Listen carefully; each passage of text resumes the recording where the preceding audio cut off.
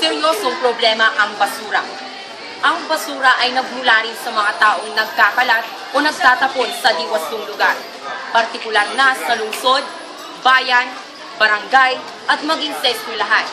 Aminado tayong lahat na walang malinis na eskwelahan. Dito sa programa natin ito, ating saksihan at alamin ang tungkol sa kakulangan sa basurahan. Dito lamang sa Alamin Mo, Kakulangan ng Ating Paaralan.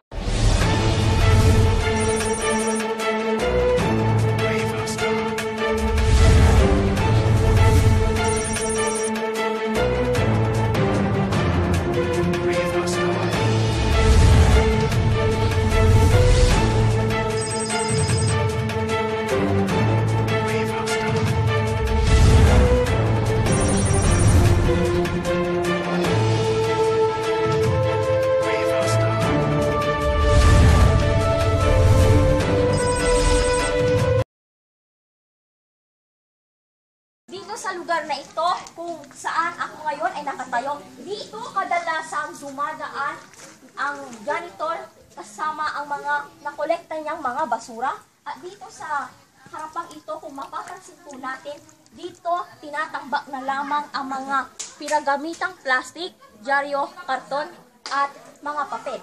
At kung ating mapapansin o susuriin ang aking likuran ngayon, ito po ay mga tinatambak na lamang ng mga tuyong dahon dahil nga sa kakulangan ng basurahan.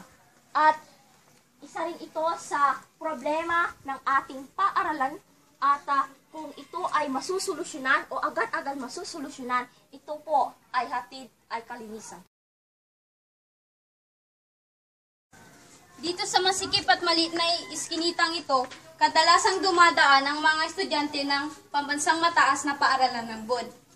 Sa aking kinalalagyan ngayon, maraming nagkalat ng mga plastik, papel at dahon. Dahil nga sa kakulangan ng mga basurahan, kung may sapat tayong supply ng basurahan, makikita natin ang kalinisan ng ating paaralan.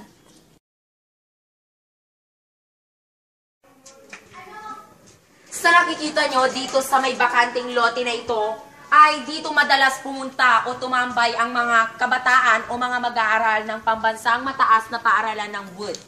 Dito sila kadalasang pumupunta, umuupo sila dyan sa may nakikita nyo naman sa mga upuan, mga lamesa, dito kadalasan silang pumupunta.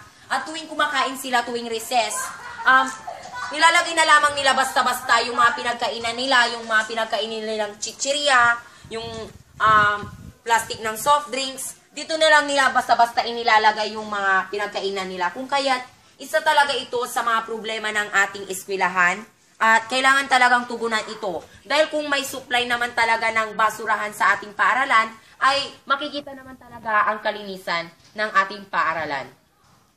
Okay, yung mga action na pwede nating isagawa dito sa school natin with regards sa mga sinasabing problema na basurahan dito sa school natin, ay daragdagan yung dalawang basurahan na nandito sa school natin. Unang basurahan nandito sa gilid ng room ni Ma'am Andrea at yung pangalawa naman nasa harap ng kantin.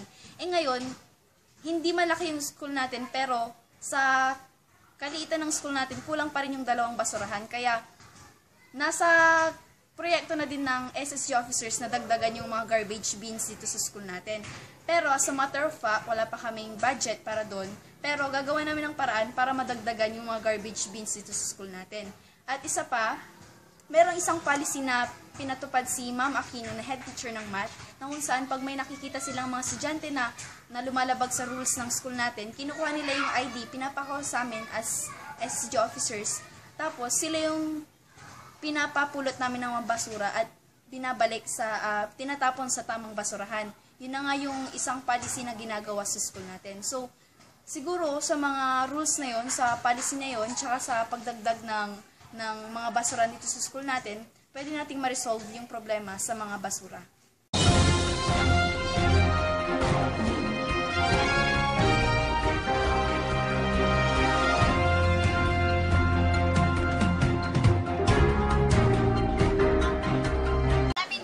Alamin mo. Alamin mo. Alamin natin lahat ang kakulangan ng ating paaralan.